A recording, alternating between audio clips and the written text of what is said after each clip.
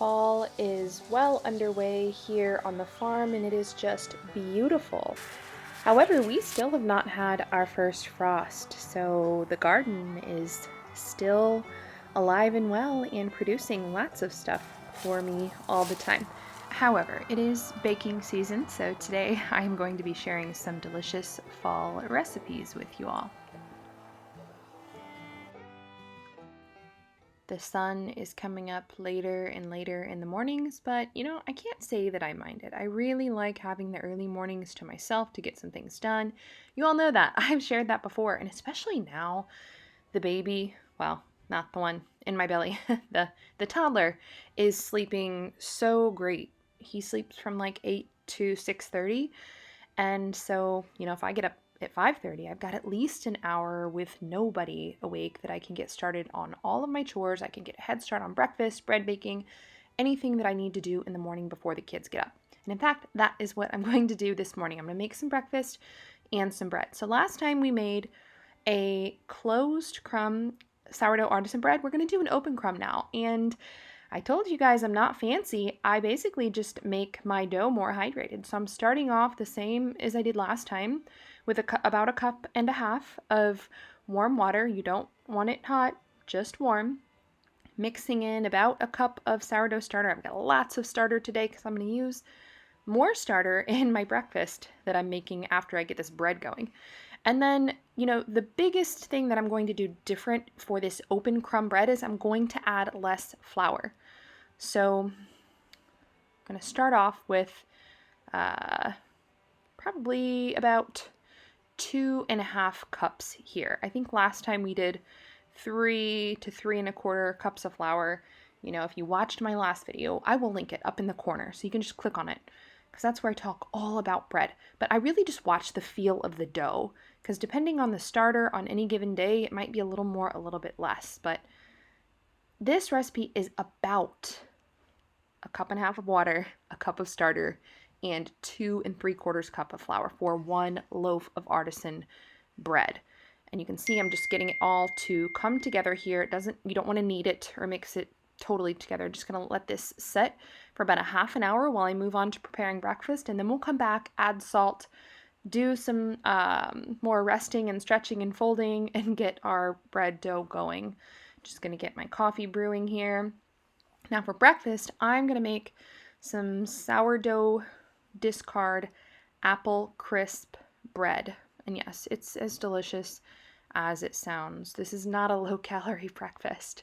So starting off with a 1/3 cup of melted butter, going to add in 1 cup of sugar. You definitely want to pair this with some protein because this is a lot of sugar, a lot of carbs in your breakfast right here. I'm also going to add in a cup of sourdough starter.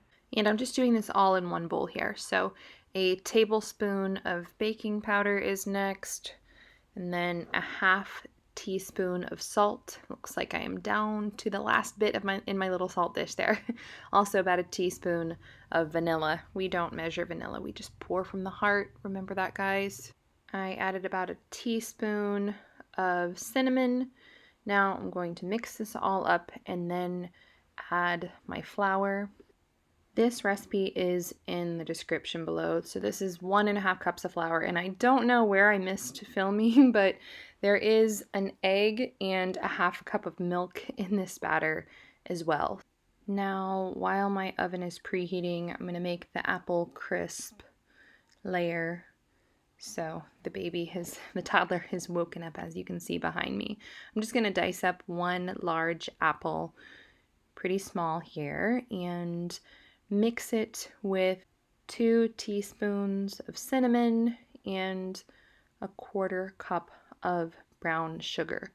All of this will get mixed together and set to the side, and then you'll see I'm going to layer it in when I pour the batter in my bread pan. You don't want to mix this into your batter. Now, when I get this assembled, I'm just going to go ahead and bake it right away, but if you wanted to cold proof this batter in the fridge overnight or even for a couple of days, that'd be fine because the yeast will be inactivated at colder temperatures in the fridge, so it's not going to rise or anything. However, the bacteria in the starter would break down some of the sugars and everything in your flour, so you'd still get some fermentation there. So that is an option. Now I just poured half of the batter in my loaf pan here, and then spread half of the apple crisp filling. Gonna top it off with the second half of the batter and the second half of the apple filling. And we're not finished yet, because I'm going to make a crumb topping to go on top of this. A lot of mornings our breakfasts are so simple. It's like scrambled eggs, sausage or bacon, and a little bit of fruit. It's not that fancy, and it's not, so heavy on the carbs, but you guys don't need recipes for that. That's all simple stuff. So, we don't always eat stuff this rich for breakfast, but once or twice a week. All right, I've got my crumb topping mixed up here. It was just 2 tablespoons of butter, a 1/4 cup of flour, 1/4 cup of brown sugar, and a teaspoon of cinnamon. I just used a fork to kind of cut all of that butter in, and I'm just topping my bread here and going to bake at 350 for at least an hour, or until the middle is set. And this is perfect timing because my half-hour rest from my dough is up. Now I'm going to add my salt. This is about a tablespoon of salt. And when you're working with dough, always have wet hands. That way it doesn't stick to your hands. So I'm just mixing in my salt here, and look how elastic this dough is compared to last week. So when you want an open crumb, your dough is going to be more hydrated, so it's going to be more elastic. Your stretching and folding is going to be a lot easier. So here's after I just did another half-hour rest and stretching and folding here. You can see this is just so stretchy. So the difficult thing about making an open crumb higher hydration loaf is it's very easy to overproof. And when it's overproofed, then it's not going to hold its shape very well. It might fall flat on you. So I've had that happen for sure. But like I've said before, if you have a strong starter, it's really hard to go wrong. And I've got some tricks for when you think your loaf might be a little bit overproofed, and I'll show you later because that actually happened to me today. So I'm doing 3 series of stretch and folds. Now my apple crisp sourdough loaf here is finished. I want to let this cool before the kids all come out and run in. If I cut into it right away, then it'll just fall apart. So look at that dough. That is just perfect.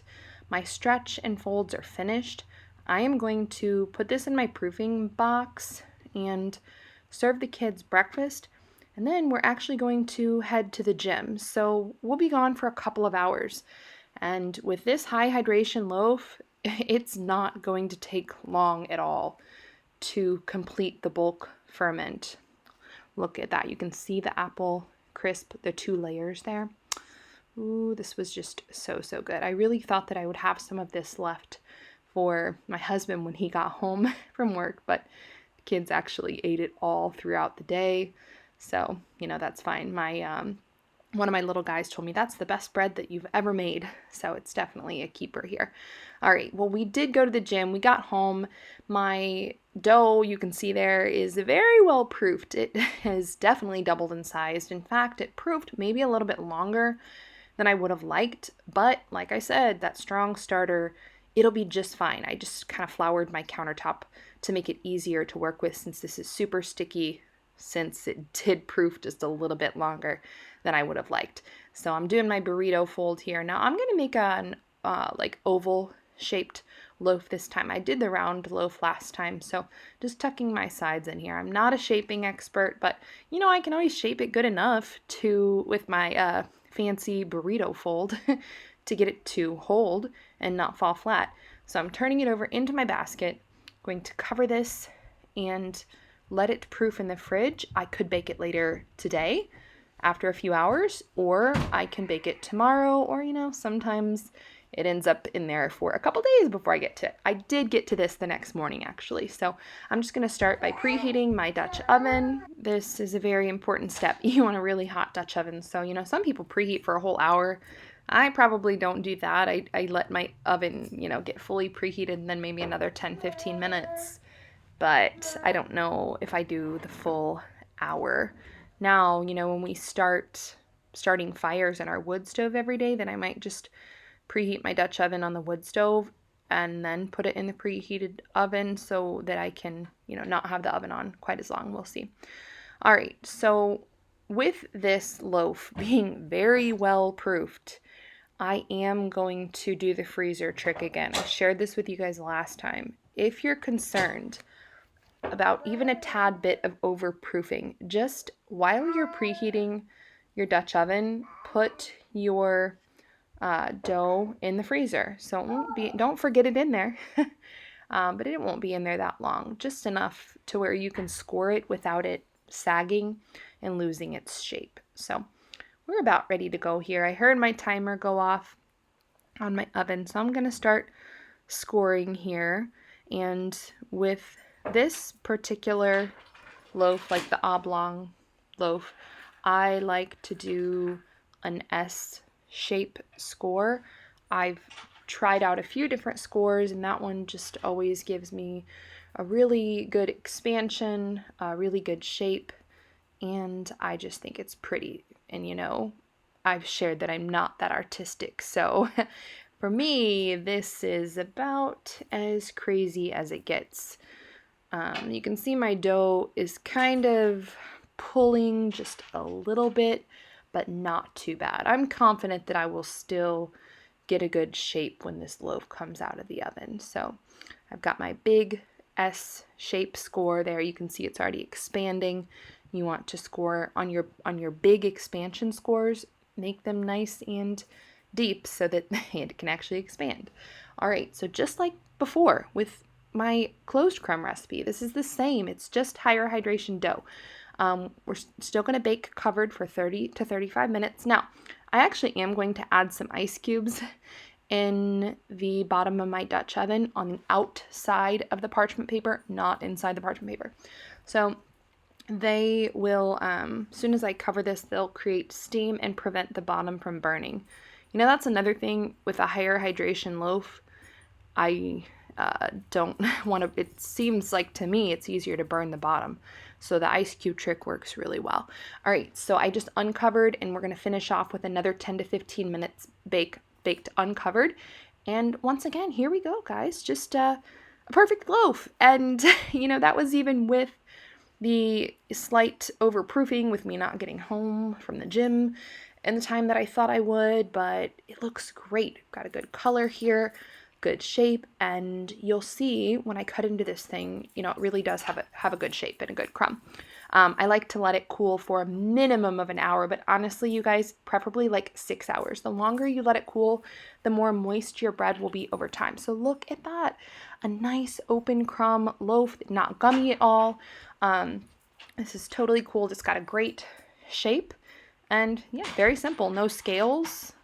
No super precise measuring. I'm going to cut a few slices of this and make some grilled cheese. So once again, I just can't stress enough, you really want your loaf to totally cool before you cut into it, because what happens is there's steam trapped in your loaf, and so it actually continues baking before you cut into it. So if you cut into it and it's even warm at all, it's going to lose moisture, and then that's how you get like a really hard, it's just like ruined essentially, a really hard loaf. The first piece might be really good if you cut into it warm, because it's warm. Once it cools, the rest of it's just junk. So you can see my bottom was light brown. It wasn't burnt at all, not too hard. So that ice cube trick is a good one. I've showed you guys a few tricks for nice light bottoms, but that's just another one for you to keep in mind. So I've still got some fresh butter in my freezer stash. I told you my cows are dry right now, so that shouldn't be too long. Maybe another month, and they'll be having their babies, and I'll have fresh milk and cream again. But I'm dipping into my freezer stash, trying to use it sparingly here. All right, I've got my grilled cheese ready to go here. Is there anything better? I mean, carbs, just bread, butter, cheese. It really is the simple stuff, I'm telling you. So once again, since I let this loaf cool, it will stay soft. So what you see behind me that is still left over in this loaf, I'll put it in a plastic bag. That's just how I store mine. I know it's not super popular, but that's how I do it. And it will stay soft for up to a week. All right, on to the next item on the list. I just got back from a successful thrift haul. I think I got 5 things, and in total I spent $10. So this was a really good one. And I'm going to show you a couple of the things I got. Just did some quick calculating, and I actually spent $12.50 today, so still not bad. I got this little stoneware teapot, and you know, this goes perfectly with my colors. This was $2.50.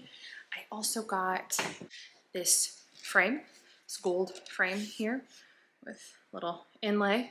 So even though it doesn't have the back, I'll just cut a piece of cardboard. You know, when you find pretty frames for cheap, this was $3.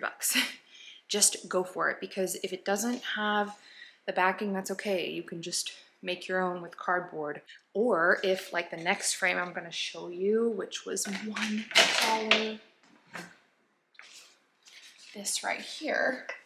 See, this has this like inlay right here for a photo. I'm just going to take all of that out and put a pretty canvas or a family photo or something in here. This is a gorgeous, you can tell, like very old, ornate frame.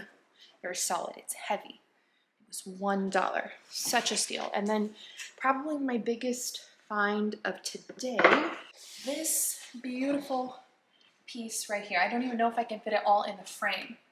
So this is a plate rack, and it has 7 hooks here. So I'm actually going to hang it right behind me. You can see where I've got braided garlic hanging in all my aprons. I only have 3 hooks there. This has 7 hooks. It's got the plate rack on top, and it was only $5.99.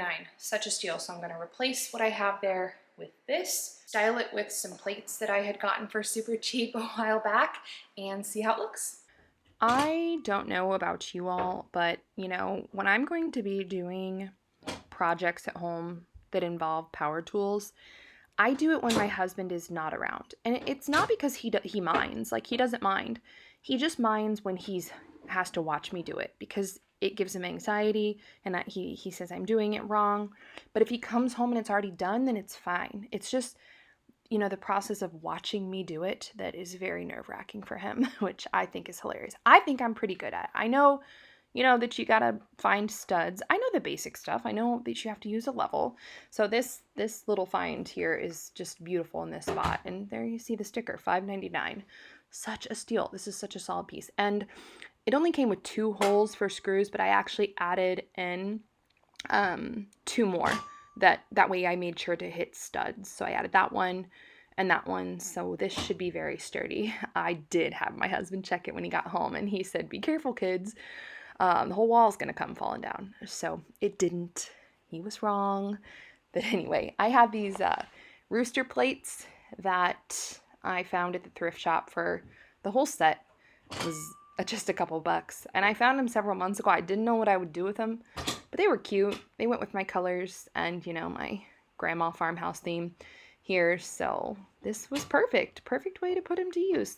My little plate rack up here. And I've got lots more hooks than I had before. So I'm actually going to go down in my basement and bring up some of my onion braids. I have them all stored down there in the dungeon. And, you know, that's fine. And then I just cut a few off and bring them up as I need them. But I would love to have them hanging up here. I just didn't have really solid hooks for them. But this will be perfect. I really, really am happy with this find. All right, well, that was a quick little project. It maybe took me 15-20 minutes, not too bad, and very happy with the results. We're going to move it right along to the last fall recipe for today, that is, for today. So I'm going to be making pumpkin spice sourdough cookies, another sourdough cookie recipe for you guys. I've shared my chocolate chip sourdough cookie recipe. That one is on my blog. This one is not on my blog. I'm going to start off here the same way as the chocolate chip cookies. You know, I've talked about this before, but when you're making cookies with sourdough starter, you want to only use egg yolks and only use browned butter, because the starter has water in it and you need to, you know, make up for that liquid component here. So I'm just starting off with my egg yolks. So, you know, a lot of the recipes that I share here, I don't have them on my blog, because blogging actually is kind of a complicated process to make everything work out. There's just a lot behind the scenes. It's not as simple as just slapping up a recipe on a blog. There's a lot of tech stuff, and I don't have time right now. So it is on my list to maybe hire someone or use somebody who's helping me now and, you know, give them extra hours to do my blogging at some point so I can have all of my recipes everywhere for you guys. But I'm just going to be honest. I don't have the time for it. I guess I could make the time for it. I'm not going to do that though. You know, this is a hobby for me, and this is a few hour a week hobby for me. And it's not going to be more than that. It's just not, because then it would take away from my family rather than being an enjoyable thing. So I'm just not going to do that. But anyway, that's why a lot of my recipes, they're only on here or maybe only on the blog, not in both places. So anyway, information you all didn't ask for, but that is a goal of mine to get the blog up and running. That is something I will have to hire out.